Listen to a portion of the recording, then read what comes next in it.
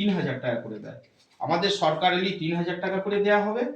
আজকে আমরা এখানে পশ্চিমবাংলা নেই, তাও দেখুন বাড়ি বাড়ি জল প্রধানমন্ত্রী দিয়েছে, উজ্জ্বলা গ্যাসের কানেকশন প্রধানমন্ত্রী দিয়েছে, রেশনে যে 5 কিলো চাল গম দিচ্ছে, আটা দিচ্ছে, সেটাও প্রধানমন্ত্রী দিচ্ছে। এই যে ভ্যাকসিন, করোনা কালে যে ভ্যাকসিন 12,000 টাকা একটা ভ্যাকসিনের দাম, সেটাও প্রধানমন্ত্রী দিয়েছে। প্রধানমন্ত্রী আবাস যোজনা 3 লক্ষ টাকা, সেইটা পশ্চিমবাংলার চোরের সরকার বড়লোকদেরকে দিয়ে দিচ্ছিল বলে আটকানো আছে। যেদিনই বিজেপি সরকার হবে প্রত্যেকটা মানুষ 3 লক্ষ করে টাকা পাবে ঘর করার জন্য।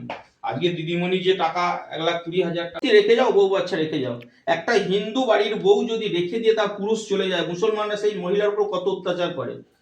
লক্ষ লক্ষ হিন্দুকে কেটে ফেলা হলো, মহিলাদের উপরে অত্যাচার হলো। তা সে করুণ দৃশ্য আমার এই ভারতবর্ষেই ঘটেছে। আমরা চাই না সেই দিনগুলো ফিরে আসুক, আমরা যাতে হিন্দুরা বাঁচতে পারি তার জন্য আবার পদ্মফুলে ভোট দিতে হবে।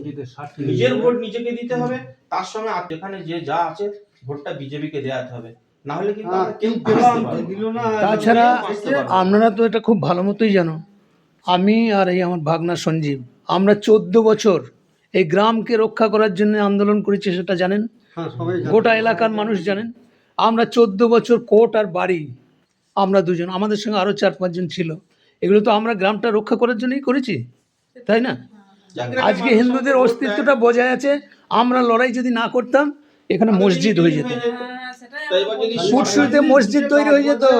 1,500 টাকা দিল বলে আমার শুধুমাত্র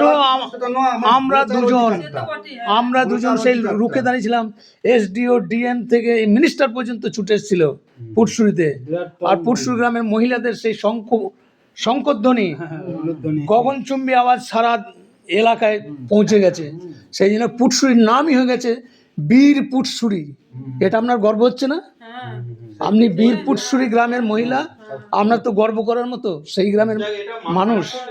বাঁচতে পারবো না আগামী দিনে, চোখের সামনে আমার